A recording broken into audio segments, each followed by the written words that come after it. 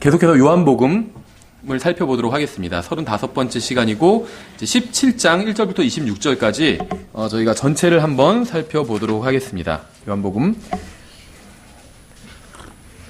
17장에서 17장을 펴놓으시면 됩니다. 요한복음 17장 강의를 시작하기 전에 제가 한번 한 가지 질문을 드려보겠습니다. 만약 여러분이 이 세상에서 마지막 날이라는 것을 알면서 하루를 보내게 된다면 그날을 어떻게 보내시겠어요? 그러니까 우리가 마지막 날이다, 내가 오늘이 마지막 날이다, 이거를 아는 사람은 없잖아요. 자살하는 사람 외에는. 그러니까는 실제로 마지막 날을 살아도 그날이 마지막 날이라고 모르고 살잖아요. 대부분. 그러다 죽게 되니까. 근데 만약에 안다면, 오늘이 내가 보내는 마지막 날이다, 이걸 안다면 어떻게 보내시겠어요? 만약 여러분이 예를 들면 화요일이 시작하자마자 세상을 떠나게 된다면, 그럼 월요일이 마지막 날이 되죠. 그럼 월요일을 어떻게 보내시겠어요? 그러니까 화요일이 마지막 날이다. 월요일 밤 12시까지가 나에게 주어진 시간이다. 그럼 월요일이 마지막 날이잖아요. 그럼 그날을, 내일을 어떻게 보내겠다고 계획을 하시겠어요?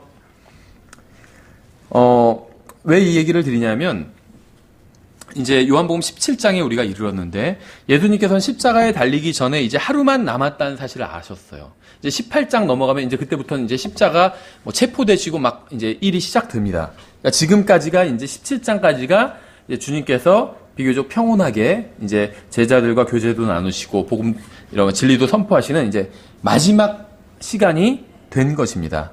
주님께서는 그 마지막 날 하루를 제자들과 교제를 나누신 후에 이제 아버지께 하나님께 기도하는데 온전히 사용을 하셨습니다. 그렇죠? 그래서 여러분 중에도 혹시 마지막 날을 하나님과 교제하면서 전적으로 사용하겠다고 생각하시는 분이 계신가요? 예수님은 그렇게 마지막 날을 보내셨어요. 이 세상에서의 마지막 날을. 요한복음 17장에는 성경에 나온 예수님의 기도 중 가장 긴 기도가 기록되어 있습니다. 그러니까 성경에 예수님의 기도가 몇 개 기록되어 있는데 이 17장이 가장 긴 기도고, 실제 신약 성경에 나온 기도 중 가장 긴 기도가 이제 이 요한복음 17장입니다. 그래서 이 기도는 바울이나 베드로나 야고보나 요한이 한 그 어떤 기도보다 훨씬 더 긴 기도예요. 예를 들면 에베소서에서도 바울의 기도가 나오죠.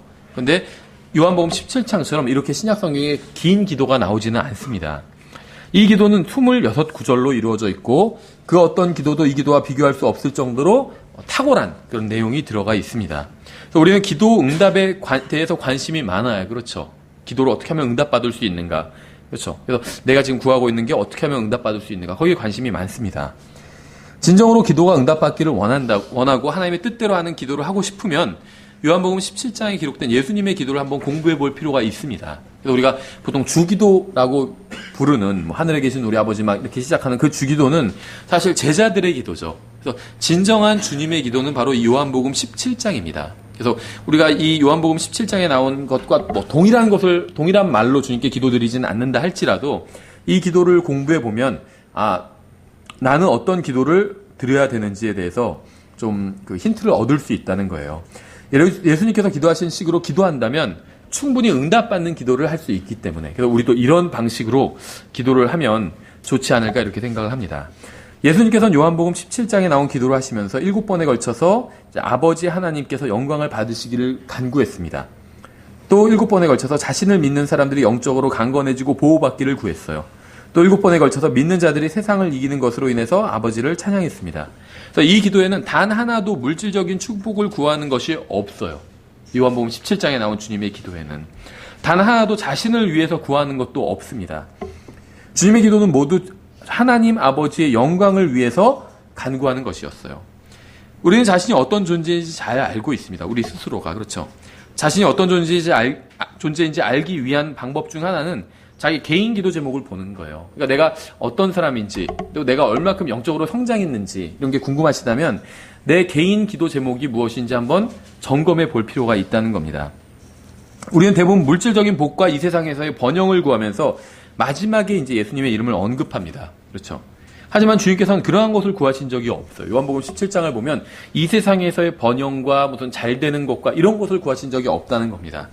그러니까 이제 주의하셔야 될 게, 이제 이런 기도에 대한 이런 이야기들을 하면 이 세상에서 잘 되는 것, 아니면 내가 건강이 안 좋은 경우에 병이 낫는 것, 이런 걸 구하면 다 잘못된 거냐? 전 지금 그런 얘기를 하는 건 아니에요. 그렇죠. 우리가 급하면 저도 병에 걸리고 갑자기 몸이 안 좋으면 주님께 기도를 할 수 있죠. 그 자체가 잘못됐다는 건 아닙니다. 다만 이제 제가 말씀드린 건 이제 신약 성경에는 그러한 기도가 없다는 거예요. 그렇다고 해서 그러한 기도를 하면 그게 죄다 이런 얘기는 아니에요. 죄는 아니에요. 그렇죠. 자기가 몸이 아플 때 주님께 간구하고 주님을 생각하고 그게 죄는 절대 될 수가 없습니다. 죄는 아니지만 주님께서 우리가 기도하기를 원하시는 그러한 것이 아닐 수도 있다는 거예요. 죄는 아니지만 한번 우리가 이제 그러한 것들을 좀 생각해 봤으면 좋겠습니다. 우리가 기도에 응답받지 못하는 이유는 이 세상에서의 행복을 추구하는 것으로 우리의 기도가 가득 차 있기 때문인 경우가 너무나도 많아요. 하지만 주님의 기도는 이 세상에서의 행복이 아닌 하나님의 영광으로 가득 차 있습니다. 그렇죠? 우리가 뭐 병이 낫게 해주시고 뭐가 잘 되게 해주시고 뭐 취직하게 해주시고 좋은 대학 가게 해주시고 이런 것들은 다 이 세상에서의 행복과 관련이 있어요. 그렇죠? 그런 것들은 영혼과는 전혀 관련이 없어요. 그러니까 나쁜 건 아니에요. 건강하게 또 그다음에 풍족하게 또 대학도 좋은 데 가고 좋은 직장 잡고 좋은 집에서 살고 그게 나쁜 게 아닙니다. 저 사람은 왜 좋은 집에서 살아? 이렇게 정죄하면 안 돼요. 좋은 집에서 사는 게 나쁜 게 절대 아닙니다. 그렇죠. 함부로 다른 삶을 정죄하면 안 돼요. 그런데 그러한 것들은 다 이 세상에서의 삶과만 관련이 있습니다. 영혼과는 일단 관련이 없어요. 저 사람이 좋은 집에서 산다고 해서 영혼에서도 뭐 잘 되리라는 보장은 없다는 겁니다. 저 사람이 안 좋은 집에서 살고 직장도 잘 못 구한다고 해서 영혼에서도 그렇게 되리라는 건 아니라는 거예요. 전혀 그건 별개의 이야기라는 것이죠. 예수님의 기도는 이 세상에서의 어떤 행복을 추구하는 것은 전혀 없었고 하나님의 영광에 관한 것으로 가득 차 있었습니다. 그렇죠? 행복은 나쁜 게 절대 아닙니다. 좋은 거예요. 그리스도 일부러 막 불행을 찾아서 그렇게 할 필요는 없어요. 그렇죠? 행복이 나쁜 건 아닙니다. 어떤 사람이 행복하다. 그렇다고 해서 그 사람이 뭐 영적으로 성숙한 그리스도인이 아니다. 그렇게 얘기할 수는 없어요. 행복과 한 것 자체는 전혀 문제가 없습니다. 근데 문제는 뭐냐면 이제 행복을 노골적으로 추구하는 데 있어요. 그렇죠? 그래서 그러니까 돈이 나쁜 건 아니지만 돈을 사랑하는 거는 문제인 것처럼 행복을 추구하면 결코 행복해질 수 없습니다. 하나님의 영광을 추구해야 행복해질 수 있어요. 하나님께서 그렇게 만들어 놓으셨습니다. 인간이 하나님을 찾고 하나님의 영광을 추구해야 구원받은 사람도 하나님의 영광을 추구해야 삶의 의미를 발견하고 행복해질 수 있도록 하나님께서 그렇게 사람을 만드셨다는 거예요. 구원받지 못한 사람들은 하나님의 영광이 아닌 행복만을 추구하죠. 그래서 그들은 결코 행복하지 못한 거예요. 하나님께서는 자신의 영광 안에 행복을 두셨어요. 그래서 행복 자체가 나쁜 건 아니에요. 하나님은 행복하신 분이에요. 근데 하나님의 영광 안에 행복이 있다는 거예요. 구원받은 사람들도 별로 다르지 않아요. 구원받기 전처럼 여전히 이 세상에서의 행복을 추구하기 때문에 행복을 얻지 못하고 있는 겁니다. 따라서 우리는 행복이 아닌 하나님의 영광을 구해야 돼요. 참된 만족은 하나님의 뜻 안에 있는데 하나님의 뜻은 하나님의 영광과 관련이 있어요. 하나님의 뜻은 하나님의 영광과 관련이 있어요. 이런 면에서 우리는 이전 시대의 그리스도인들보다 훨씬 더 불리한 시대에 살고 있습니다. 왜냐하면 지금 이 시대는 행복을 최고의 가치로 내세우는 시대예요. 그래서 이 시대의 세상은 자신의 행복을 위해서 사는 것이 가장 가치 있게 인생을 사는 것처럼 속입니다. 그렇죠? 그래서 구원받았든 그렇지 못하든 상관없이 사람들은 오직 행복만을 위해서 살고 있어요. 행복만이 가장 큰 가치고. 그래서 인생이 오직 이 세상에서의 삶만으로 끝난다면 이 세상에서의 행복이 최대의 가치가 되겠지만 성경이 말씀하시는 대로 하나님께서 살아계시고 영원히 존재한다면 하나님의 영광이 추구해야 될 최고의 가치가 된다는 겁니다.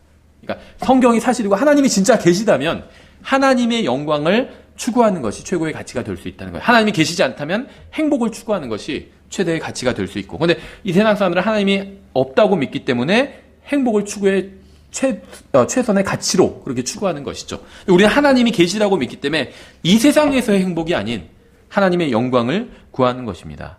그렇죠? 행복만을 찾아 헤매면 결코 행복해질 수 없어요. 사람들은 행복을 위해서 살고 심지어 행복을 위해서 교회에 나오기 때문에 정작 교회 생활이 즐겁지 못한 거예요. 그러니까 행복을 위해서 교회에 나온다는 건 뭐냐면 다른 사람들이 날 잘해주기를 바라는 것. 그렇죠. 오직 하나님의 영광을 위해서 살아야만 참된 행복을 누릴 수 있어요. 오직 이 세상에서의 행복만을 쫓던 인생은 하늘나라에서는 낭비한 인생으로 드러나게 될 것입니다. 하늘나라에서는 주님의 영광을 위해서 산 인생만이 가장 가치 있는 인생으로 드러나게 될 거예요. 이제 다시 주제로 돌아와서 요한복음 17장에 나온 주님의 기도에 대해서 좀 생각을 해보겠습니다. 요한복음 17장은 먼저 1절부터 5절까지는 이제 예수님이 자신에 관한 예수님께서 말씀하시는 이제 기도로 이루어져 있습니다. 또 6절부터 19절까지는 이제 제자들을 위해서 간구하는 그런 내용으로 이루어져 있어요. 20절에서 26절 끝까지는 이제 나중에 믿게 될 사람들, 즉 여러분과 저를 위한 이제 기도하는 그런 내용으로 기도가 이루어져 있어요. 그러니까 요한복음은 17장은 세 부분인데 앞에서는 예수님 자신에 대한 기도고 중간에 많은 부분은 제자들을 위한 기도, 뒷부분은 이제 그 제자들로 인해서 믿게 될 사람들, 즉 우리들이죠. 우리들에 대한 기도로 이루어져 있다는 거예요. 먼저 예수님께서 자신을 위해서 기도하시는 부분을 좀 살펴보도록 하겠습니다. 여러분의 기도, 우리의 기도 한번 예수님의 기도를 비교해 보면 좋을 것 같아요. 1절부터 5절. 예수님께서 이 말씀들을 하시고 눈을 들어 하늘을 향해 이르시되, 그러니까 기도는 꼭 눈 감고만 해야 되는 건 아니죠. 눈을 들어서 예수님은 하늘을 향해서 눈을 들고 기도하셨어요. 그렇죠? 우리가 눈 감고 하는 이유는 집중하기 위해서 하는 거죠. 아버지여, 때가 이르렀사오니 아버지의 아들을 영화롭게 하사 아버지의 아들도 아버지를 영화롭게 하도록 하옵소서. 아버지께서 그에게 모든 육체를 다스리는 권능을 주셨사오니 이것은 아버지께서 그에게 주신 모든 자들에게 그가 영원한 생명을 주게 하려 하심이니이다. 영생은 이것이니 곧 그들이 유일하신 참 하나님인 아버지와 아버지께서 보내신 자 예수 그리스도를 아는 것이니이다. 내가 아버지를 땅에서 영원롭게 하였사오니 곧 내가 아버지께서 내게 하라고 주신 일을 끝마쳤나이다. 그러니까 하나님 아버지를 영화롭게 하는 것은 하나님께서 우리에게 시키신 일을 마치는 것, 이게 영화롭게 하는 거죠. 오 아버지여, 세상이 있기 전에 내가 아버지와 함께 가졌던 그 영광으로 이제 아버지와 함께 나를 영화롭게 하옵소서. 주님께서는 자신에 대해 기도하시면서 자신의 어떤 안락을 구하지 않으셨습니다. 그렇죠? 자신이 당하게 될 고통을 줄여달라고 하지도 않으셨어요. 주님은 자신에 대해 기도하시면서 하나님의 영광과 관련 지어서 간구하셨어요. 그러니까 하나님 아버지도 영광스럽게 하고 자기도 영화스럽게 해달라고 기도하셨으니까 예수님이. 그러니까 결국 뭐 자기를 잘 되게 해달라는 거 아니냐. 그게 아니에요. 하나님을 영광스럽게 하는 건 본인이 예수님께서 하나님 말씀대로 하는 겁니다. 근데 하나님의 여기서 한 말씀과 뜻은 무엇이었냐면 예수님이 십자가 위에서 고난을 당하는 거였어요. 그래서 예수님의 이 영광에 대한 기도는 이제 하나님의 영광에 대한 것인데 주로 사실은 그 구체적인 내용을 이제 해석을 해보면 예수님께서 십자가 위에서 그 고난 당하시는 것에서부터 출발을 한다는 겁니다. 그렇죠? 그러니까 주님께서는 지금 기도를 하시면서 지금 이제 다음 날이면 이제 고난이 시작되는 날이잖아요. 마지막 지금 밤을 보내고 계신 거예요. 그러면서 기도를 하시면서 주님께서는 자신이 어떤 일을 당하게 될지 아셨습니다. 우연히 예수님께서 체포되시고 십자가에 못 박히신 게 아니죠. 다 예수님의 계획하에 있었던 일이에요. 체포되시고 십자가에 못 박혀 죽으시고 묻히시고 부활하시는 것은 예수님의 계획 아래에 있었던 일이라는 것이죠. 그래서 자신에게 무슨 일이 일어날지 아셨어요. 고난을 받게 되는 것이죠. 그럼에도 불구하고 고난을 좀 줄여달라든지 이런 걸 간구하지 않으셨다는 겁니다. 주님은 자신에 대해서 기도하시면서도 하나님 아버지의 영광과 관련지어서 간구를 했습니다. 자신을 통해서 아버지 하나님께서 영광을 받으시기를 구하신 거예요. 여러분의 기도를 주님의 기도와 한번 비교해 보세요. 여러분은 하나님께서 여러분에게 무엇을 해 주시기를 원하시나요? 하나님께서 여러분을 통해서 어떤 일을 하시기를 원하시나요? 여러분의 인생에 무엇을 하기를 원하시나요? 하나님께서. 더 많은 재물을 주시기를 원하시나요? 아니면 다른 사람들이 좀 더 친절하게 여러분을 대해주기를 원하시나요? 예수님께서는 온 세상의 모든 죄값을 치르러 가기 전에 기도하시면서, 즉 하나님의 영광을 위해 자신을 희생하기 전에 기도하시면서 자신의 안위나 평안이나 안락함을 위해 간구하지 않으셨습니다. 자신의 고통을 덜어달라거나 줄여달라고 간구하지도 않으셨어요. 주님께서는 아버지 하나님께서 영광을 받으시고 사람들이 구원받게 되기를 간구하셨습니다. 이게 주님의 기도의 내용의 핵심적인 내용이에요. 아버지 하나님께서 영광을 받으시고 하나님께서 영광 받으시고 사람들이 구원받게 되는 것. 이게 주님의 기도의 핵심적인 내용이었어요. 우리의 기도는 어떤가요? 우리는 너무나도 자주 십자가를 피하게 해달라고 기도해요. 그렇죠? 주님께서 지금 십자가를 피하고자 하는 기도를 하지 않으셨어요. 근데 우리는 피하게 해달라고, 어려운 일이 닥치면 그걸 피하게 해달라는 기도를 한다는 거죠. 고통을 줄여달라. 그러니까 우리의 기도를 요약하면 돈을 주시고 하께서 더, 그게 뭐 다른 말로 포장할지라도 돈을 더 주시고 그 다음에 고통을 줄여주세요. 이 기도라는 거예요. 대부분 그렇죠. 사람들이 우리를 신사적으로 대하게 해달라고 간구합니다. 우리의 인생이 편하고 행복하게 해달라고 간구해요. 예수님께서는 인간의 모든 죄값을 치르기 위해서 홀로 하나님의 진노를 받으시면서도 편안함이나 안락함이나 고통을 줄여달라고 구하지 않으셨습니다. 주님께서는 하나님의 영광과 사람들의 구원을 위해서 간구하셨어요. 우리는 예수님을 알고 있지만 그분과 너무 다르죠. 예수님이 우리의 선생님이라고, 주인이라고 하지만 우린 그분의 제자고 그분의 종이라고 하지만 너무 달라요. 그렇죠? 그분의 말씀을 알고 있지만 이 세상을 사는 태도는 완전히 다릅니다. 예수님께서는 가룟 유다에게 배반당하기 전에 이 기도를 하신 거예요. 생각해보세요. 누가 여러분을 배반하고 뒤통수를 치고 팔아 넘기려고 하는 걸 여러분이 알고 있다고 생각하세요. 해보세요, 한번. 지금은 그 직전이에요. 그럼 무슨 기도를 하시겠어요? 그 사람의 그 계획이 수포로 돌아가게 해달라고 이렇게 구하겠죠. 그렇죠. 주님은 자신이 배반당하실 것을 미리 아셨지만 그것에 대해서는 전혀 기도하지 않고 하나님의 영광과 사람들의 구원에 대해서 간구하셨습니다. 예수님은 다른 사람들을 위해서 부당하게 고난을 당하시면서도 아무런 불만이나 불평을 하지 않으셨어요. 우리랑 완전히 다르죠. 그 결과 하나님께서는 영광을 받으시고 많은 사람들이 구원을 받았습니다. 그래서 심지어 로마 군대 백부장까지도 예수님이 고난을 통해 하나님의 영광을 보게 된 거예요. 예수님의 고난을 통해. 그날 이후로 우리를 포함한 수많은 사람들이 구원받게 되었죠. 주님께서는 자신에 대해서 하신 기도는 하나님의 영광을 위한 것이었어요. 이것이 바로 주님께서 인생을 가치 있게 사신 비결이었습니다. 그러니까 우리도 기도할 때 하나님의 영광을 위한 것, 그게 구체적으로는 다를 수도 있겠죠. 여러 가지로. 그것을 위해서 기도한다면 우리의 인생이 그만큼 더 하나님 보실 때 가치 있게 된다는 겁니다. 그렇죠? 이제 제자들을 위해서 하신 기도를 한번 살펴보겠습니다. 6절에 아버지께서 세상에서 내게 주신 사람들을 내가 아버지의 이름으로 아버지께서 세상에서 내게 주신 사람들에게 내가 아버지의 이름을 나타내었나이다. 그들은 본래 아버지의 것이었는데 아버지께서 그들을 내게 주셨으며 그들은 아버지의 말씀을 지켰나이다. 이제 요한복음 1장에서는 이런 말씀을 이제 은혜 위에 은혜, 은혜를 위한 은혜 이런 식으로 이제 표현하고 있습니다. 예수님을 따르던 사람들은 침례인 요한을 따르던 사람들이었죠, 원래. 예수님을 받아들인 사람들은 대언자를 보내주시고 또 하나님께서는 그러니까는 하나님께서 어떻게 하시냐면 하나님을 받아들인 사람들에겐 대언자를 보내주시고 대언자를 받아들인 사람들에게 구원자이신 예수님을 보내주시죠. 그러니까 요한복음 1장에 나온 하나님께서 이제 진리를 계시하시는 진리의 빛을 비춰주시는 방법이었죠. 빛을 비춰주셨는데 그 빛을 받아들이면 참 빛인 예수 그리스도를 비춰주시죠. 그렇죠? 대언자를 보내주셨는데 대언자를 받아들이면 예수 그리스도를 구원자를 보내주세요. 대언자를 받아들이지 않으면 구원자도 보내주지 않으시는 것이죠. 그러니까 하나님을 믿으면 구원받는 것은 아니지만 구원받기 위해서는 먼저 하나님을 반드시 믿어야 되죠. 진리가 진리로 인도합니다. 무슨 말이냐면 하나님을 믿었다고 해서 구원받은 건 아니에요. 그렇죠. 예수님을 믿어야 됩니다. 근데 예수님을 믿기 위해서는 하나님을 믿어야 돼요. 그렇죠. 왜냐하면 예수님은 하나님의 아들이잖아요. 하나님의 존재도 믿지 않으면 그분이 아들이 있다는 걸 어떻게 믿겠어요? 그러니까 하나님의 아들이신 예수님을 믿기 위해서는 먼저 하나님이 계시다는 걸 믿어야 돼요. 그래야지 그 하나님에게 아들이 있다는 사실을 믿을 수 있는 거죠. 그렇죠. 그러니까 하나의 진리가 또 다른 진리, 구체적인 진리로 인도한다는 거예요. 하나님이 더 일반적인 개념이고 절대제야된 예수님, 하나님의 아들이신 예수님은 좀 더 구체적인 개념입니다. 그렇죠? 하나님에 대해서 이야기가 훨씬 쉬워요. 하나님에 대한 이해가. 왜냐하면 하나님은 한 분 계신 분이고 절대적인 분이고 이야기가 쉬워요. 근데 그런 분이에게 아들이 있고 그분이 삼위일체로 존재한다. 하나님의 아들에 대한 것은 이야기가 조금 더 어렵습니다. 그렇죠?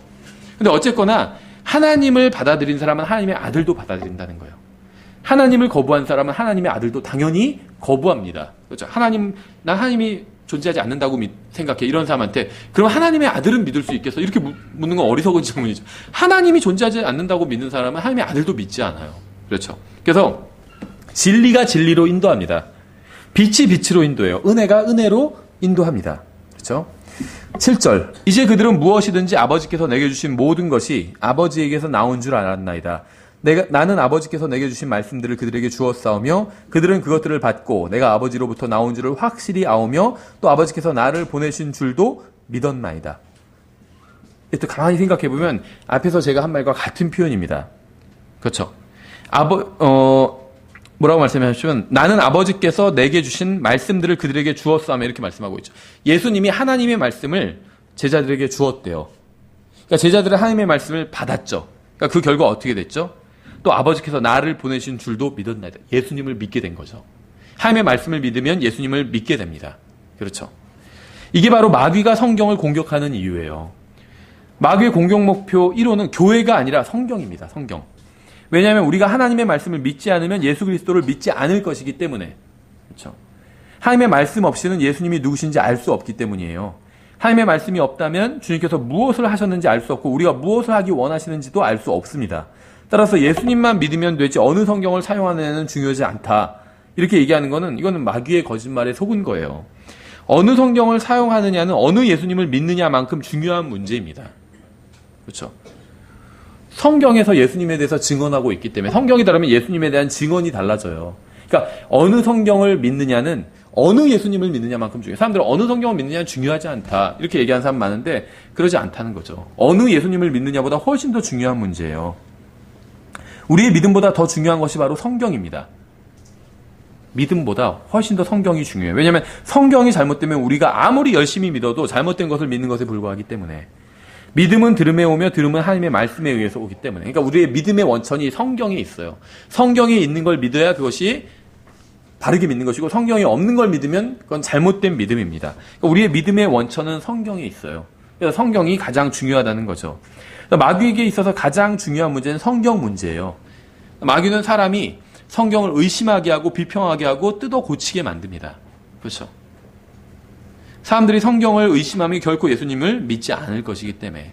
그래서 마귀는 먼저 성경에 대해서 의심하는 마음을 줘요. 근데 의심하지 않으면 변개시켜서 변개된 성경을 줘요. 그렇죠? 근데 바른 성경을 골라내면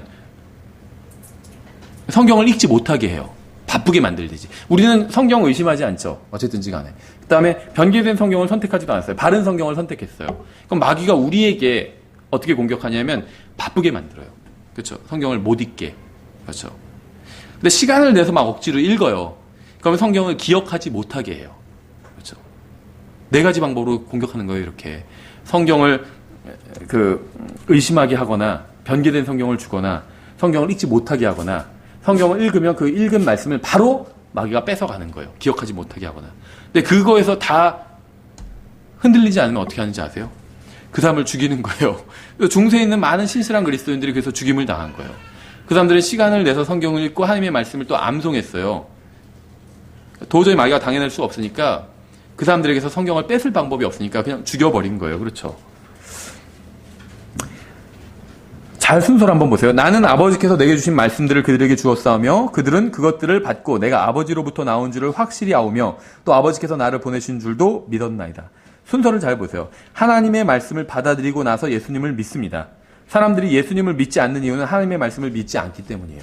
그러니까 성경적인 바른 순서는 하나님의 말씀을 믿고 그 다음에 예수님을 받아들이는 겁니다.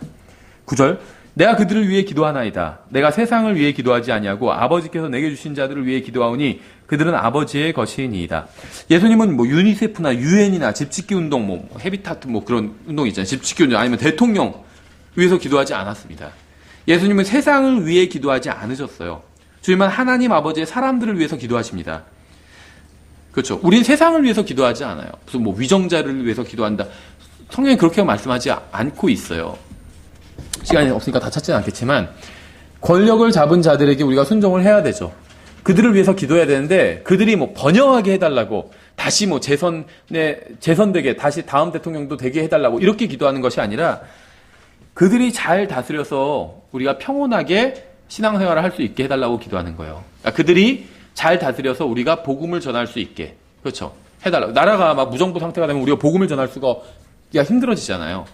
북한 같은 국가에서는 또 복음을 전할 수가 없잖아요. 공개적으로. 비밀리에 전해야 되지. 그러니까 그 사람들이 정치를 잘해서 우리가 복음을 전하는데 또 신앙생활을 하는데 지장받지 않도록 하게 해달라고 이게 권력을 잡은 자들을 위해서 하는 기도입니다. 그지 뭐 그 사람들이 뭐 잘되게 해달라고 그래서 계속 권력을 잡게 해달라고 권력을 누리게 해달라고 그렇게 기도하는 게 아니라는 겁니다. 그렇죠? 주님께서는 세상을 위해서 기도하지 않으셨어요. 여기서 세상이란 건 세상, 우리 국가 포함이에요. 그렇죠? 국가를 위해서 기도하지 않으셨어요. 그러니까 좀 이렇게 얘기하면 이상할 수 있겠지만 뭐 국가 조찬 기도회 이런 게 사실은 대단히 웃기는 거죠. 그렇죠? 제가 알기에 지금 뭐 저는 지금 우리나라 대통령을 뭐 비판하고자 하는 마음은 없습니다. 하나님께서 허락해 주신기 때문에 권력을 잡고 또 그 대통령직을 수행하고 있는 거라고 믿습니다. 근데 뭐 내 마음에 들건 안 들건을 떠나서. 근데 그 어떤 동영상을 보니까 국가 조찬 기도회가 열리고 여기 뭐 세해den교회 어딘가 모르겠는데 하여튼 거기서 어떤 분이 막 그 대표 기도인지 하여튼 뭐를 하는데 박근혜 대통령이 입장하는데 막 대단한 찬사를 보내더라고요. 근데 제가 알기에 박근혜 대통령이 예수님을 믿는 분은 저는 아니라고 알고 있어요. 저는 잘은 모르지만. 근데 뭘 그렇게 찬사를 보내게 많이 했는지 모르겠어요. 그렇죠. 예수님께서는 세상을 위해서 기도하지 아니하신다고 말씀하셨어요. 국가를 위해서 기도하지 않으신다는 거예요. 사도 바울도 국가를 위해서 기도한 적 없어요. 한 것 같은데 이렇게 생각이 되시는 분도 있을 텐데 사도 바울은 자신의 민족을 위해서 기도했습니다. 민족이 부흥하게 해주십시오가 아니라 구원받게 해달라고 기도했어요. 구원받게 해달라고. 우리도 우리 민족이 구원받게 해달라고 그거는 기도해야 됩니다. 근데 우리 민족이 부흥해서 막 세계를 통치하게 해주십시오. 막 이런 기도는 하면 안 된다는 거예요. 안 된다는 거예요. 그렇죠. 통일을 이루고 막 만주 대륙을 회복하게 해주십시오. 이런 기도는 아니라는 거예요. 사도 바울은 그런 기도하지 않았어요. 우리 유대인들이 다시 득세해서 무슨 로마인들을 물리치게 해주십시오. 이런 기도하지 않았어요. 구원받게 해달라고 기도했어요. 그래서 우리가 민족을 위해서 기도하는 건 구원받게 해달라고. 국가를 위해서 기도하는 것도 마찬가지예요. 이 국가에 사는 사람들이 가능하면 복음을 듣고 구원받게 해주십시오. 이 기도를 하는 거지 막 번영하게 해주시고 다시 경제가 살아나게 해주시고 이런 기도는 성경의 기도와는 전혀 상관없어요. 언제 사도 바울이 아니면 예수님이 경제가 살아나게 해달라고 기도하신 적이 어디 있어요. 그렇죠. 그럼 경제가 죽게 해달라고 기도하냐? 아니, 그런 기도는 우리랑 상관이 없어요. 경제 같은 건 우리랑 상관이 없습니다. 그렇죠. 우리는 사람들을 사랑해야 하지만 성도들을 위해서 기도해야 됩니다. 우리는 형제 자매들을 위해서 기도하고 교회와 복음 전파를 위해서 기도해야 되는 거예요. 하나님의 영광을 위해서 기도하고 형제 자매들을 위해서 기도하고 복음 전파를 위해서 기도하는 거예요. 민족을 위해서 기도하는 건 민족이 막 부강해져서 막 다른 나라를 다 침략해가지고 땅덩이를 넓히고 이런 게 아니라 우리 민족 사람들이 구원받게 해달라고, 좋은 복음 전도자 보내달라고, 우리가 복음을 전할 때 사람들이 들을 귀를 달라고, 그런 구원을 위해서 기도하는 거예요. 세상은 이미 부패했습니다. 세상은 죄악으로 가득 찼기 때문에 이미 정죄를 받고 심판이 예정되어 있어요. 우리는 세상 사람들의 구원을 위해서는 기도하지만 그들의 번영을 위해서는 기도하지 않습니다. 여기서 번영해서 뭐예요? 물론 좋겠죠. 번영 안 하는 것보다 낫겠죠. 솔직히. 그런데 우린 영혼을 믿잖아요. 영혼의 관점에서 본다면 여기서 아무리 잘 먹고 잘 살았어도 뭐 하냐는 거예요. 죽어서 지옥에 가면. 그렇죠. 그래서 우리는 사람들이 죽어서 지옥에 가지 않도록 구원받기를 위해서 기도하는 거예요. 번영을 위해서 기도하는 것이 아니라. 좀 낙후돼도 상관없어요. 이렇게 얘기하면 싫어하는 분들이 있을지 몰라도 낙후돼도 상관없어요. 많이 경제적으로 발전 못하면 어때요? 그렇지 않나요? 네. 저도 이걸 준비하면서 그런 생각이 들었어요. 경제적으로 발전하면 좋죠. 그게 나쁘다는 건 아니에요. 근데 이 발전을 또 못하면 어떠냐는 거예요. 우리나라가 영원하지 않을 건데. 우리나라가 영원한가요? 저는 우리나라를 사랑해요. 하지만 우리나라가 영원하지는 않을 거예요. 그렇죠. 우리나라에 사는 사람들은 영원할 겁니다. 영혼을 어딘가에서 보낼 거예요. 이게 훨씬 더 중요한 문제라는 거예요. 경제 발전도 안 하는 것보다 발전하는 게 좋죠. 하지만 그거보다 더 본질적으로 중요한 문제는 우리나라 사람들이 영혼을 어디서 보내게 될 것인가. 이게 가장 중요한 문제예요. 그걸 위해서 기도해야 됩니다. 경제 발전을 위해서 기도하는 것이 아니라. 우리는 세상에 있는 선교사와 복음 전도자를 위해서 기도해야 됩니다. 세상을 위해서 기도하는 것이 아니라 세상에서 수고하고 있는 우리의 형제들을 위해서, 우리의 동료 군사들을 위해서 기도해야 된다는 거예요. 세상에 있는 목사, 설교자들과 성경 교사들, 형제 자매들을 위해서 기도해야 됩니다. 하지만 세상 그 자체를 위해서 기도하진 않아요. 세상은 정해졌어요. 하나님께서 이미 어떻게 하시겠다고 정하신 거를 뒤집는 건 그건 기도가 아니에요. 이 세상을 멸망시키시겠다고 하나님께서 정하셨어요. 불로 멸망시키시겠다 정해놓으셨잖아요. 근데 멸망시키지 말아주십시오 이렇게 기도하는 건 그거는 하나님께서 원하시는 기도가 아닙니다. 정해졌어요 이미 다. 그렇죠. 우리는 중국과 북한에 있는 지하교회의 성도들을 위해서 기도합니다. 하지만 중국과 북한을 위해서 기도하지는 않아요. 그렇죠. 우리는 세상이나 세상 사람들이나 세상 정치 지도자들이 번영하고 성공하고 잘 먹고 잘 살게 되기를 기도하지 않습니다. 예수님은 세상을 위해서 기도하지 않으셨어요. 여러분은 무엇을 중요하게 여기시나요? 사람들이 구원받는 문제를 중요하게 여기시나요? 아니면 유가나 주식이나 물가가 오르는 것을 중요하게 여기시나요? 여러분은 우리나라가 부강해지기를 간구하시나요? 아니면 우리나라 사람들이 겸손하게 예수 그리스도를 믿고 구원받기를 간구하시나요? 부강해지지 않아도 차라리 조금 가난한 나라라도 국민들이 겸손하게 예수님을 받아들인다면 그게 훨씬 더 좋지 않을까요? 나란 부강해서 막 기고만장해서 야 우리나라 같은 이런 나라가 어딨냐? 하나님 안 믿어도 잘 먹고 잘 살지 않냐? 예를 들면 어떤 나라가 사람들이 그렇게 생각한다면 그것만큼 더 큰 저주도 없겠죠. 성경에 나온 교회는 단 한 번도 세상이나 국가나 민족의 번영을 위해서 기도한 적이 없습니다. 이 세상이나 우리나라가 더 살기 좋은 곳이 되게 해달라고 간구한 적도 없어요. 세상이 평화로운 곳이 되게 해달라고 기도한 적도 없어요. 세상의 평화를 위해서 기도하지도 않았다는 거예요. 성경에 나온 그리스도인들은. 왜냐하면 세상에는 진정한 평화의 왕이 오시기 전엔 절대 평화가 없을 것이기 때문에. 그러니까 성경을 잘 모르면 막 평화를 위해서 기도하잖아요. 그렇죠? 하나님의 뜻에 반하는 기도, 예수님 없이 평화롭게 해달라는 거예요. 그건 하나님을 모독하는 기도예요. 예수님이 와야 평화가 있습니다, 세상에. 예수님이 오시기 전까지는 절대 평화가 없어요. 근데 절대 평화가 없는데 평화를 달라고 기도한다는 것 자체가, 예수님 없이 평화롭게 살게 해달라는 것 자체가 말이 되지 않는 거죠. 그렇죠? 우리는 세상이나 민족의 번영을 위해서 기도하는 것이 아니라 그들에게 복음을 전해야 됩니다. 그들의 번영이 아닌 그들의 구원을 위해서 기도해야 돼요. 멸망하고 있는 세상이 필요로 하는 것이 번영이 아니라 예수 그리스도이기 때문에. 그렇죠? 10절, 내 것은 다 아버지의 것이요 아버지의 것은 다 내 것이온데 내가 그들 가운데서 영화롭게 되었나이다. 이제 나는 세상에 더 있지 아니하오나 이들은 세상에 있사옵고 나는 아버지께로 가옵나니 거룩하신 아버지여 아버지께서 내게 주신 자들을 아버지의 이름으로 지키사 우리와 같이 그들도 하나가 되게 하옵소서. 거룩한 아버지라고 예수님께서 하나님 아버지를 그렇게 부르고 계시죠. 근데 결코 이건 인간의 칭호가 될 수 없습니다. 그러니까 가톨릭이 잘못된 점이 많이 있지만 사실 이 가톨릭에서 사용하는 호칭들이 굉장히 신성 모독적인 호칭들이에요. 우린 신부라고 하는데 영어로는 Godfather잖아요. 하나님 아버지예요. Godfather, 하나님 아버지. 신부가 영어로 Godfather예요. 하나님 아버지라고 부르는 거예요. 그렇죠. 교황 성하 이렇게 부르잖아요. Your Holiness, 교황 성하. 이거 사람한테 갖다 붙일 수 있는 표현이 아니에요. 거룩하신, 이 거룩하다는 말은 사람한테 붙일 수 있는 표현이 아니에요. 하나님께 붙일 수 있는 표현이지. 그렇죠. 인간을 거룩한 아버지라고 부르는 건 이건 신성 모독입니다. 왜냐하면 예수님에 의하면 이것은 아버지 하나님의 칭호이기 때문에. 그렇죠. 아버지께서 내게 주신 자들을 아버지의 이름으로 지키사 우리와 같이 그들도 하나가 되게 하옵소서. 예수님께서는 지금 여기서 제자들을 위해서 이제 두 가지를 간구하고 계십니다. 첫째는 그들을 지켜달라는 거예요. 그렇죠. 저는 주님의 간구대로 하나님께서 우리를 지켜주신다고 믿습니다. 우리를 지켜주는 분은 천사가 아니라 하나님이에요. 구약 성도들은 천사가 지켜줬죠. 우린 천사가 지켜주지 않아요. 하나님이 우리를 직접 지켜주고 계십니다. 하나님이 지켜주시는데 천사가 지킬 필요가 없어요. 그렇죠.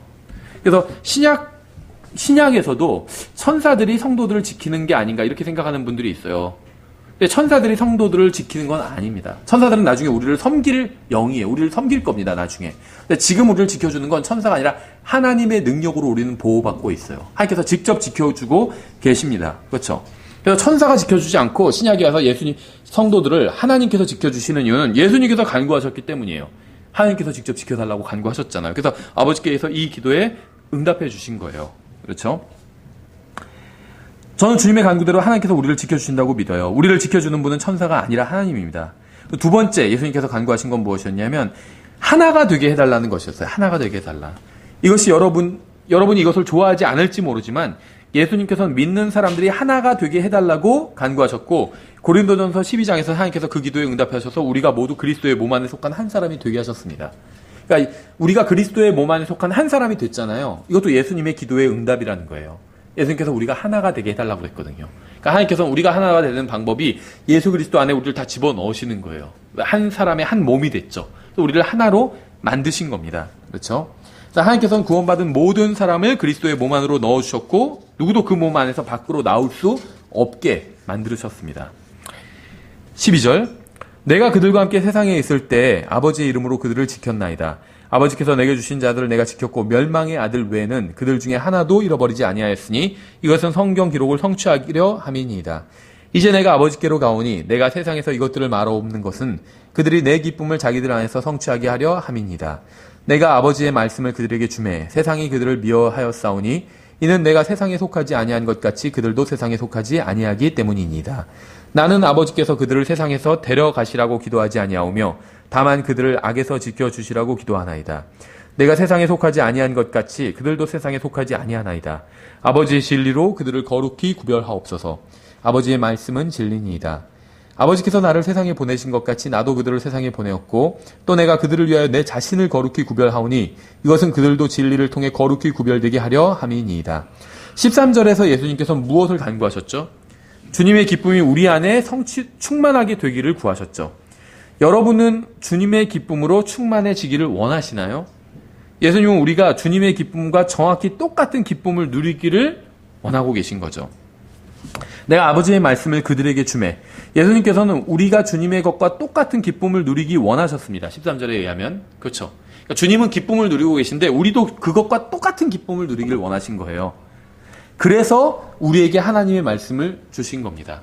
이 하나님의 말씀이 우리 안에 거하고 우리가 그 말씀에 순종하면 우리가 주님과 똑같은 기쁨을 누릴 수 있게 되기 때문에 우리가 하나님의 말씀이 아닌 다른 것들에서 기쁨을 찾으려고 하면 실패하게 될 겁니다. 예수님께서 보라고 하신 것을 보지 않는 한 우리는 결코 기쁨을 찾을 수 없을 거예요. 사람들은 하나님의 말씀이 아닌 다른 것에 시간을 쓰면서 자신들에게 기쁨이 없는 이유가 하나님 때문이라고 생각합니다. 그렇죠? 하나님께서 왜 나를 구원받았는데도 이 정도면 신앙생활 열심히 하고 있는 건데 하나님께서 왜 나에게 기쁨과 평안을 안 주시는지 모르겠다. 이렇게 하나님 때문이라고 생각한다는 거죠. 자신에게 기쁨이 없는 이유가 아내나 남편이나 자식이나 부모나 아니면 목사나 아니면 다른 형제나 자매라고 때문이라고 생각을 합니다. 하나님께서는 여러분에게 기쁨을 주셨어요. 다만 그것을 하나님의 말씀을 통해 주셨을 뿐입니다. 따라서 우리가 하나님의 말씀을 읽지 않는다면 결코 기쁨을 찾을 수 없다는 거예요. 물론 읽는 것으로 다 되는 것도 아니겠죠. 15절 나는 아버지께서 그들을 세상에서 데려가시라고 기도하지 아니하오며 다만 그들을 악에서 지켜주시라고 기도하나이다. 내가 세상에 속하지 아니한 것 같이 그들도 세상에 속하지 아니하나이다. 우리는 구원받자마자 하늘나라로 가지 않습니다. 그렇죠. 구원받는 순간 바로 들림받아 올라가지 않는다는 거예요. 구원을 받아도 여전히 세상에 남아 있습니다. 주님께서는 우리를 악에서 지켜달라고 기도하셨어요. 우리가 이 세상에 그대로 남아있지만 악에 빠지지 않게 해달라고 간구하고 계신 것이죠. 우리는 구원받고 나서도 여전히 이 악한 세상에 살고 있습니다. 그대로. 악한 사람들이 일하는 회사에 가고 악한 사람들이 모여 공부하는 학교에 갑니다. 주님께서는 우리가 주님의 말씀 안에 거하면 악에 빠지지 않게 지켜주실 거예요. 그렇죠. 그러니까 모르겠어요. 저희도 이제 아이들이 커가면서 아마 고민이 될 것 같은데 자녀들을 요즘 홈스쿨 하는 집도 많죠. 학교에 보내는 집도 많아요. 그런데 성경에는 뭐가 정해진 게 없습니다. 학교에 보낸다고 해서 그게 잘못된 것도 아니에요. 왜냐면 주님께서도 이 세상은 악하잖아요. 근데 우리를 악한 이 세상에 그대로 남겨놓으셨잖아요. 학교가 악해요. 보면은 어쨌든 간에 안 좋은 말, 안 좋은 것들 많이 배워와요. 악해요. 그렇다고 해서 학교를 보내지 않는 게 꼭 주님의 뜻은 아니라는 거예요. 그렇죠.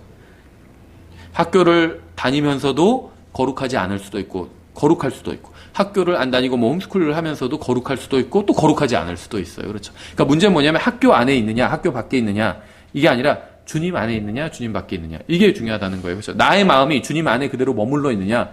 그러니까 우리가 구원받으면 우리의 교리적으로 우리가 다 주님 예수 그리스도 안으로 들어가죠. 근데 나의 마음은 오전 설교에서도 봤던 것처럼 주님의 마음 주님 안에 있지 않을 수도 있다는 거예요. 몸은 교회에 있지만 마음은 지금 다른 데를 다 돌아다니는 사람들도 있어요. 그렇지 않나요? 무슨 축구 경기에 가 있다든지 마음은 잠깐만 이게 시간이 이렇게 되면은 그 프로를 못 보게 되는데 하면서 그렇죠. 저 모르겠어요. 저희도 그 TV가 없은 지 오래됐고 또 정말 보고 싶은 거는 인터넷으로 보긴 하는데 러닝맨 이런 건 본 적이 없어요. 한 번도. 그러니까 어떤 목사님이 전에 그러시더라고요. 몰라도 한참 모른다고. 그 러닝맨이 어느 시간대에 하느냐가 굉장히 중요하다. 자기네는 성도들 시험 들게 하지 않으려고 가급적 그 전에 다 끝내준다고 하더라고요.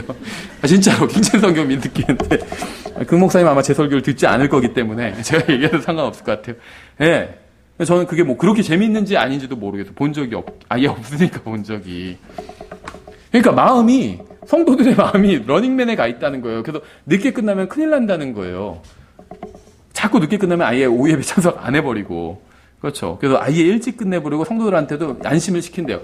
절대 그건 나도 보는 거니까 여러분 안심하시라고 하시면서 안심시킨대요.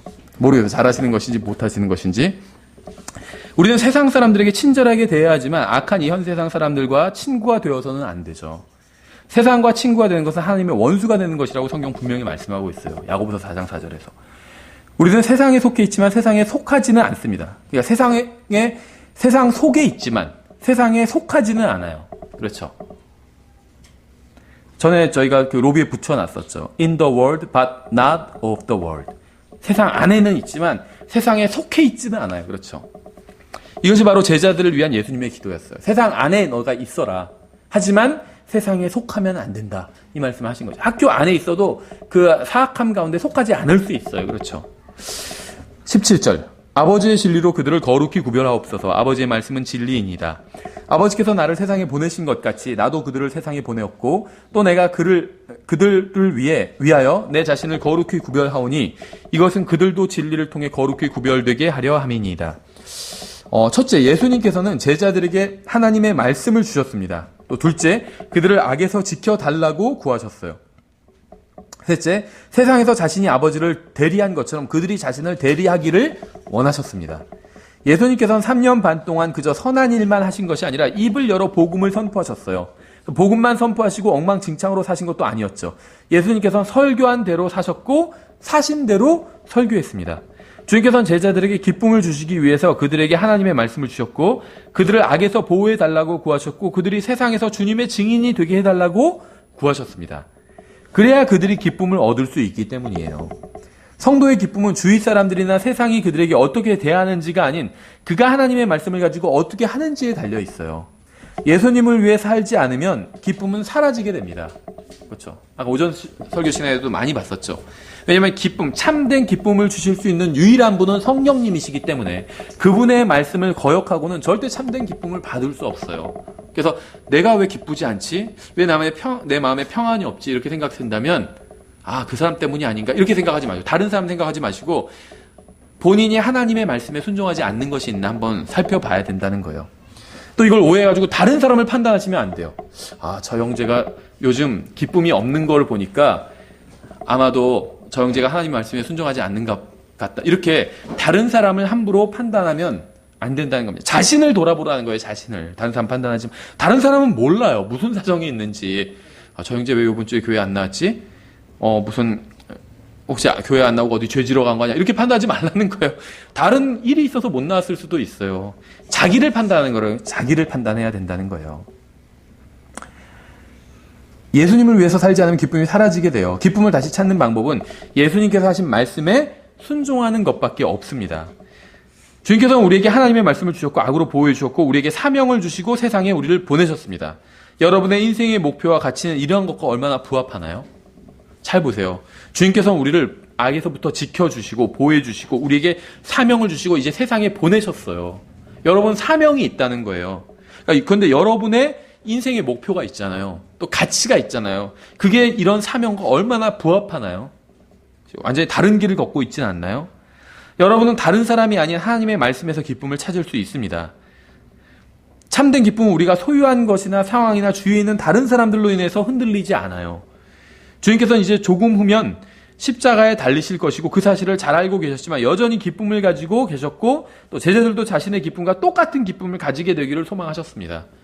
이제 조금 있으면 십자가에 달릴 분인데도 전혀 마음이 요동치 않고 평안과 기쁨 가운데 있었다는 거예요. 우리에게 필요한 평안과 기쁨이 바로 그러한 평안과 기쁨이라는 거예요. 단순히 벌어놓은 돈이 많아서 어디 좋은 데 들어가서 평안과 기쁨이 있는 그런 게 아니라 그런 건 없어져요. 그렇잖아요? 돈 많이 있어도 돈도 또 없어질 수도 있잖아요. 그러면 평안이 없어지는 거예요.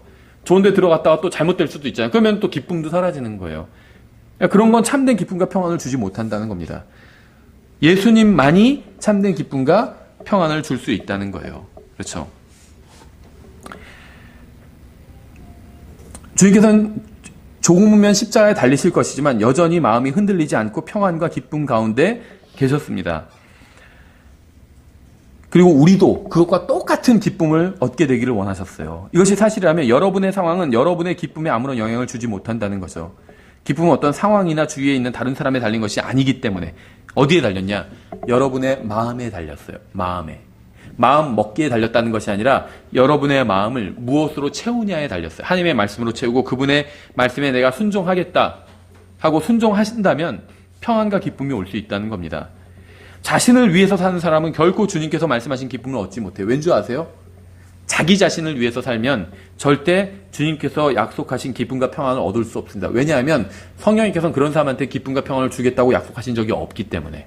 참된 기쁨과 평안은 오직 성령님께서만 주실 수 있는 건데 성령님께서는 자신을 위해서 사는 사람에게 절대 주지 않으시겠다고 결심하셨어요. 성령님의 말씀에 순종하는 사람만 주겠다고 결심을 하신 거예요. 예수님의 이름으로 기도하기 위해서는 예수님께서 구하신 것과 같은 것을 구해야 됩니다. 그래야지 응답받을 수 있어요. 그렇죠? 이제 우리들을 위해서 간구하신 내용을 한번 살펴보겠습니다. 20절. 내가 이 사람들만을 위해 기도하지 아니하고 그들의 말로 인하여 나를 믿을 자들을 위해서도 기도하오니. 믿을 자들은 이제 우리를 의미하는 겁니다. 사도들이 복음을 전해서 사람들이 구원받았고, 그들이 또 다른 사람들에게 복음을 전해서 또 다른 사람들 구원받았고, 그들이 또 다른 사람에게 복음을 전해서 또 다른, 계속 이게 반복되다 보면 이제 2000년이 흐르고 우리까지 온 거죠. 그러니까 우리가 구원받은 건 사도들이 누구에게 복음을 전했고, 그 사람들이 또 누군가에게 복음을 전했고, 그게 계속 2000년 동안 반복됐기 때문에 우리가 구원을 받은 거예요. 그렇죠? 그래서 믿을 사람은 이제 우리를 말하는 거라고 보시면 됩니다. 모든 믿는 사람들. 21절. 이것은 그들이 다 하나가 되게 하려 함이니이다. 아버지여, 아버지께서 내 안에, 내가 아버지 안에 있는 것 같이 그들도 우리 안에서 하나가 되게 하사 아버지께서 나를 보내신 것을 세상이 믿게 하옵소서. 예수님의 기도가 응답받았다면 지난 2000년간 교회는 단 한 번도 분열하지 않았겠죠. 그러니까 단 하나의 구원받은 가정도 또 깨지지 않았겠죠. 예수님과 아버지 하나님은 단 한 번도 관계가 깨진 적이 없습니다. 비결이 무엇인지 아세요? 예수님과 아버지 하나님은 관계가 단 한 번도 깨진 적이 없어요. 비결이 뭔지 아세요? 예수님께서는 자신의 뜻이 아니라 아버지의 뜻대로 행하셨기 때문이에요. 아버지의 뜻대로. 우리는 왜 분열하고 갈라서는지 아세요? 예수님처럼 하지 않기 때문입니다. 22절. 아버지께서 내게 주신 영광을 내가 그들에게 주었사오니 이것은 우리가 하나인 것 같이 그들도 하나가 되게 하려 함이니이다. 내가 그들 안에 있고 아버지께서 내 안에 계시나니 이것은 그들이 하나 안에서 완전해지게 하려 함이며 아버지께서 나를 보내신 것과 또 아버지께서 나를 사랑하신 것 같이 그들도 사랑하신 것을 세상이 알게 하려 함이니이다. 아버지여, 원하건대 아버지께서 내게 주신 자들도 내가 있는 곳에 나와 함께 있게 하사 아버지께서 세상에 창건 이전에 나를 사랑하셨으므로 친히 내게 주신 나의 영광을 그들이 보게 하옵소서. 오 의로우신 아버지여, 세상이 아버지를 알지 못하였을 때 나는 아버지를 알았사오며 이들도 아버지께서 나를 보내신 줄 알았사옵나이다. 내가 아버지의 이름을 그들에게 밝히 드러내었고 또 드러내리니 이것은 아버지께서 나를 사랑할 때 보여주신 그 사랑이 그들 안에 있게 하고 나도 그들 안에 있게 하려 함이니이다 하시니라. 아버지는 규칙과 명령을 가지고 있을 수밖에 없습니다. 그렇죠? 하지만 예수님은 그러한 것이 아니라 부드러운 친절과 또 사랑으로 베드로를 회복시켜 주셨어요. 아버지가 해야 할 일은 무엇일까요? 어머니가 해야 할 일은 무엇일까요? 믿지 않는 아내나 남편을 위해서 해야 될 일은 무엇일까요? 교회에서 다른 형제 자매를 위해서 해야 될 일은 무엇일까요? 다른 사람이 바르게 설 수 있도록 돕는 것이죠. 그렇죠? 단 한 편의 설교로는 성도들의 마음을 변화시킬 수 없습니다. 계속해서 하나님의 말씀으로 가르치고 권면하고 책망하고 경고해서 자기 중심적인 마음을 그리스도 중심적인 마음으로 바꾸는 방법밖에 없어요. 이것이 모든 부부관계와 자녀 양육과 교회의 성경 공부가 추구해야 될 거예요. 그렇죠? 모든 가족관계, 부부관계, 자녀 양육, 또 교회에서의 어떤 형제 자매들과의 관계, 이런 모든 관계가 추구해야 될 것이 바로 이거라는 거예요. 예수님께서는 우리의 마음을 바꾸시기 위해서 오랫동안 친절하게 대하시면서 인내하셨습니다. 우리가 다른 사람들을 이렇게 대해야 되는, 가정에서, 교회에서 인내로 친절하게 대해줘야 된다는 거예요. 우리도 다른 사람들을 이렇게 대해야 됩니다. 가족보다 자신을 더 사랑하면 가정은 어려워져요. 그렇죠? 잘 생각해 보세요. 예수님께서는 하나님 아버지의 말씀에 순종하셨습니다. 그렇죠? 그래서 그 관계가 깨지지 않았다는 거예요. 근데 순종할 수 있었던 그 원인은 무엇이었냐면 예수님께서 아버지를 사랑하셨기 때문에. 가족 관계도 마찬가지라는 거예요. 교회도 마찬가지고. 자신보다 다른 사람을 더 사랑한다면 이 관계가 깨지지 않는다는 겁니다. 그렇죠? 모든 관계가 깨지는 건 자기를 더 사랑하기 때문이에요. 그렇죠? 그래서 관계가 깨지는 겁니다. 망가져 버리는 거고. 남편보다 더 자신을 사랑하면 관계가 망가져 버린다는 거예요. 아내보다 자신을 더 사랑하면 관계가 망가져 버린다는 겁니다. 다른 형제 자매들보다 자신을 더 사랑하면 교회가 엉망진창이 되는 거예요. 교회가, 그렇죠. 다른 형제 자매들을 더 사랑하는 사람들로 가득 찬 교회는 엉망이 되지 않아요. 절대로. 그렇죠. 아내가 남편을 자신보다 더 사랑하면 그 가정은 엉망이 되지 않아요. 남편이 아내를 자신보다 더 사랑하면 그 가정은 엉망이 되지 않아요. 자기를 가장 사랑하기 때문에 가정이 엉망이 되고 교회가 엉망이 되는 겁니다. 그렇죠. 예수님께서는 우리가 하나님 아버지께 영광을 돌리고 주님께서 우리를 사랑하셨던 것처럼 서로 사랑하고 하나가 되게 해달라고 기도하셨습니다. 주님의 마음은 아버지에 대한 사랑과 다른 사람들에 대한 사랑으로 가득 차 있었어요. 주님은 항상 자신보다 아버지 하나님과 다른 사람들을 먼저 생각하셨습니다. 자신의 인생을 좀 더 편하게 해달라고 기도하지 않으셨어요. 다른 사람들에게 자신의 뜻, 기쁨과 똑같은 기쁨이 임하기를 기도하셨습니다. 저는 여러분이 자신의 행복과 물질을 위해서 기도하는 것이 모두 잘못되었다는 이야기를 드리는 것이 아닙니다. 다만 계속 말씀드리지만 기도의 목적이 무엇인지 생각해 볼 필요가 있다는 거예요. 성경은 분명하게 우리가 구하기도 전에 우리에게 필요한 것을 하나님 아버지께서 다 아신다고 말씀하고 있거든요. 당연하죠. 나에게 필요한 것을 하나님 아버지께서 나보다 더 잘 알고 계세요. 그렇죠? 그렇죠. 나에게 영적인 것도 필요하지만 영적인 것만 필요한 거 아니에요. 물질적인 것도 필요합니다. 쌀도 필요해요. 그렇죠? 물도 있어야 되고 전기도 있어야 되고 다 있어야 돼요. 나에게는. 그렇죠. 기름값도 있어야 되고 있어야 됩니다. 그런데 문제는 뭐냐면 하나님께서 나에게 그게 필요하다는 걸 아신다는 거예요. 그렇죠? 그럼 하나님께서는 다 아시는데 내가 왜 기도해요? 다 아시는데 입만 아프게. 그래서 하나님께서는 우리가 뭐를 구해야 되는지 알려주셨어요. 먼저 그분의 왕국과 그분의 의를 구하라고 말씀하셨죠. 그 다음에 다른 형제 자매들을 위해서 간구해야 되는 거예요. 왜냐하면 기도의 목적이 하나님께서 뭔가 모르시는 나의 사정을 하나님께 알려드리는 게 기도의 목적이 아니에요. 하나님은 다 알고 계세요. 그렇죠? 하물며 무슨 산타 할아버지도 알고 있다고 하는데 하나님은 다 알고 계시죠. 모든 걸 다 알고 계세요. 나 기도 제목을 다 알고 계세요. 근데 왜 기도하라고 하셨느냐?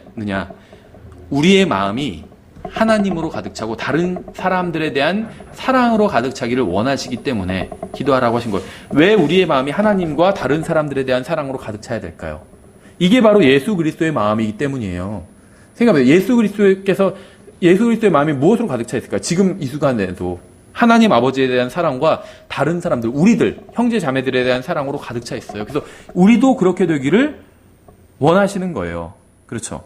그러니까 저는 물질적인 것을 구하는 기도가 잘못됐다, 죄다 이런 얘기를 하는 게 아닙니다. 아무 기도 안 하는 것보다 그런 기도라도 하는 게 나아요. 그런데 제가 이제 팩트를 말씀드린 건 신약 성경에는 그러한 기도가 없다는 거예요. 그렇죠? 왜냐하면 그건 기도의 목적이 아니기 때문에. 그렇죠? 저는 우리가 하나님의 왕국과 그분의 일을 먼저 구하고 다른 사람들이 구원받게 되기만을 구하고 우리 자신에 대해서는 전혀 아무것도 구하지 않아도 우리의 모든 필요는 결국 채움을 받게 될 것이라고 믿습니다. 그래서 제가 누구라고 말씀을 안 드리지만 어떤 목사님이 그렇게 결심을 했다고 하시더라고요. 제가 존경하는 분인데 자기가 이렇게 기도에 대해서 깨닫고 나서는 자기가 필요한 것을 구하지 않기로 했대요. 아무것도.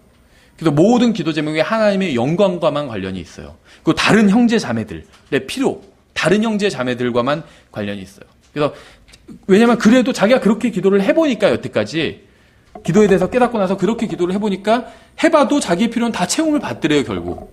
그렇죠. 하나님께서 다 공급해 주시고. 그래서 내가 이걸 구할 필요가 없구나. 하나님께서 주시는 건데. 그렇죠. 구할 필요가 없다는 걸 깨달은 거예요. 그래서 하나님의 영광과 다른 형제 자매들에 대해서 간구하는 거예요. 바울의 기도를 보세요. 하나님의 영광과 다른 형제 자매들에 대한 그 간구로 가득 차 있어요. 그렇죠. 모르겠어요. 저도 제가 이렇게 할 수 있을지는 모르겠어요. 여러분들 한번 해보세요. 시험해보세요. 하나님을. 나의 필요를 구하지 않아도 하나님께서 과연 다 채워주시는 걸 한번 시험해보세요. 그러면서 정말 하나님께서 원하시는 것을 한번 골라서 구해보세요. 내가 원하는 게 아니라 하나님께서 기뻐하시는, 원하시는 걸. 그걸 뭐 가식적으로 할 수는 없겠죠. 진심으로. 정말 하나님의 왕국과 그분의 의. 그런데 그렇게 말로만 구해놓고 내가 그분의 왕국과 의를 위해서 아무것도 안 할 수는 없겠죠. 나의 관심을 거기에 맞춰보세요. 그 다른 형제 자매들에게 맞춰보세요. 분명히 나의 필요를 하나님께서 다 채워주실 거예요. 그렇죠? 우리 자신에 대해서 구하는 것을 멈추고 하나님의 영광과 다른 사람들을 위해서 구할 때 진정한 기쁨과 평안을 누리게 될 것이라고 성경은 말씀하고 있어요. 한번 해보세요. 안 그럴 것 같죠? 해보세요. 우리 자신에 대해서 포커스를 맞추냐 생각하지 말고 나의 마음을 나 자신에 대해서 꽉 채우지 말고 하나님의 영광과 다른 사람들이 구원받는 것, 다른 사람들의 필요가 채움받는 것, 다른 사람들이 세움을 받는 것, 이런 것으로 가득 차 보세요. 그럼 하나님께서 기쁨과 평안을 주실 겁니다. 저에게는 이 세상에서의 번영이 아닌 예수 그리스도가 필요해요. 그렇죠? 제가 인간적으로는 이 세상에서 좀 잘 되기를 원할 수 있겠죠. 좀 더 좋은 집에서 살고, 좀 더 돈도 많아지기를 원하고, 이 세상에서 조금이라도 번영하기를 원하겠죠. 근데 그거는 사실 제 육신이 생각하는 거고, 저에게 진정으로 필요한 것은 하나님께서 보실 때는 이 세상에서의 번영이 아닙니다. 예수 그리스도예요. 저의 마음이 조금 더 예수 그리스도로 가득 차게 되는 거예요. 그분의 말씀으로 가득 차게 되는 것.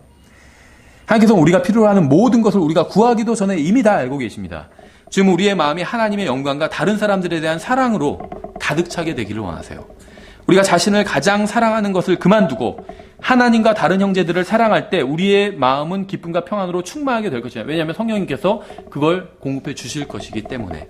그렇죠. 그래서 요한복음 17장을 우리가 아주 간단하게 살펴봤지만 여기에 나온 기도를 한번 쭉 읽어보시면서 여러분의 기도가 서로 어떤지 한번 비교를 해보시기 바랍니다. 그렇죠? 그럼 큰 유익을 얻으실 수 있을 겁니다. 예.